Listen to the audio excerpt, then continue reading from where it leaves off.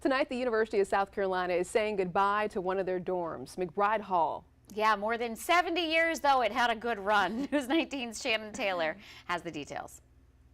And so when a building is taken down and something new goes in its place, it's important to remember and to document that story and to make sure that it's not forgotten. After 70 years, McBryde Hall, this dorm behind the Thomas Cooper Library, is set to be demolished in the spring of 2026. An action approved by the Board of Trustees as Phase 1 of the university's master plan to increase student housing. In cases of buildings like McBryde that are not as architecturally significant as other buildings on our campus, we will sometimes come to the conclusion that the best option to serve the students and be good stewards of the university's funding is to replace the building rather than renovate it.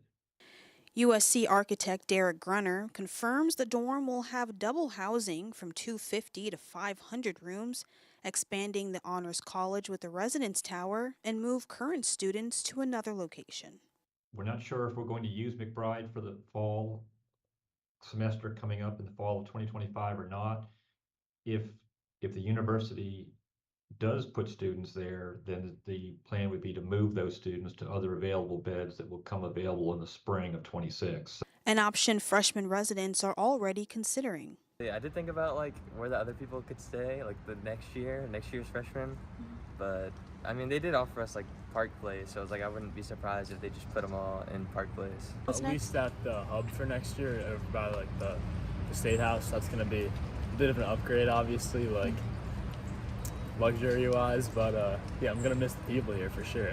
And while many look to the future, the university's historian wants to focus on the hall's past. I'm trying to build an exhibit about the history of McBryde that'll go inside of Thomas Cooper Library before it's demolished, because I heard you know, just a lot of nostalgia and a lot of stories that are tied to these buildings, and so before they're gone, I wanted to have a chance to do a proper goodbye. Capturing all its history before the grand reveal expected later this year. I'll build like a website or a digital exhibit to go with it, and then I'll build like a physical one that'll be in the front, like the entryway of Thomas Cooper Library, which is where everybody goes in and out of, so it should get a lot of visibility.